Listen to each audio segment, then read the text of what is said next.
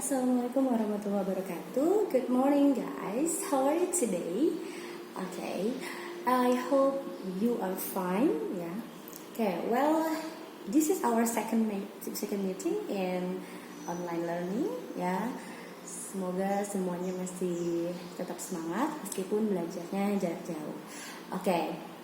Last week we have learned about report text. Ya, saya review sedikit bahwa report text itu menjelaskan tentang ciri-ciri secara umum ya dari sebuah hal, benda, hewan ataupun lainnya. Kemudian punya generic structure yaitu general classification dan juga description. Oke, today kita akan ke jenis teks yang selanjutnya yaitu analytical exposition. Nah, apa sih analytical exposition text itu? Oke, yaitu a text that elaborates the writer's idea about the phenomenon surrounding. Jadi dia mengelaborasi, menggabungkan tentang ide dari seorang penulis tentang sebuah fenomena yang terjadi di sekeliling kita. Ya, nanti kita lihat contohnya seperti apa. Ya.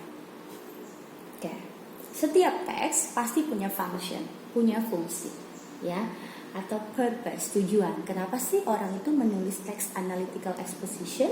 Nah, social functionnya adalah to persuade the reader, untuk membujuk pembaca gitu ya, that the idea is important matter, bahwa ide dari seorang penulis tadi itu sangat penting, merupakan hal yang penting.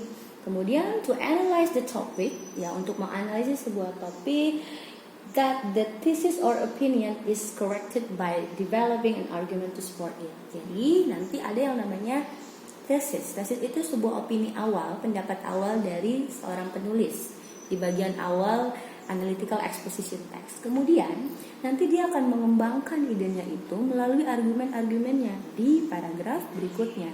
Untuk apa? Untuk mensupport, untuk mendukung ide dia tadi. Oke, nanti kita lihat ya. Kemudian, semua teks, every text pasti punya yang namanya generic structures. Ya, di report kita tahu ada general classification sama description. Nah, di analytical exposition ada yang namanya thesis, argument, dan reiteration. Ya, thesis itu tadi dia memperkenalkan ya pendahuluan berupa topiknya apa gitu kan dari sudut pandang si penulis. Kemudian argument, kalimat-kalimat pendukungnya yang mendukung tesis dia tadi. Setelah itu ada reiteration. Reiteration adalah restating the writer's point of view. Dia mengulang kembali sudut pandangnya di paragraf terakhir melalui kalimat-kalimat berikut ini. Misal, frase contoh ya. From the fact above, I personally believe.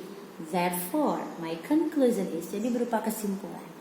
Ya, diungkapkan kembali oleh si penulisnya. Oke, kita lihat contohnya.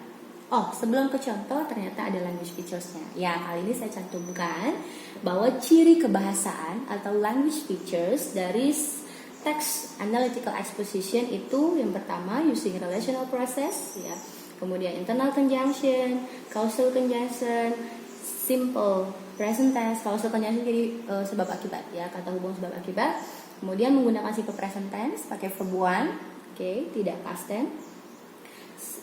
Kemudian dia menggunakan compound and complex sentence. Jadi bukan kalimat yang simple, biasanya complex sentence. Dia juga menggunakan yang namanya link argument seperti firstly, secondly, ya, dan seterusnya. Oke, ini adalah contohnya. Paragraph 1 biasanya itu menunjukkan tesis dari si penulisnya. Kemudian the second and third paragraph biasanya 2-3 paragraf itu arguments dari penulis.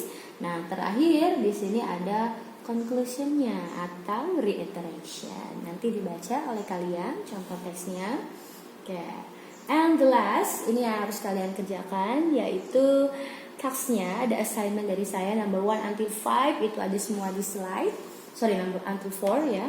Kemudian number 5-nya ini kalian cari sendiri. Ya, boleh di internet boleh, di buku juga boleh.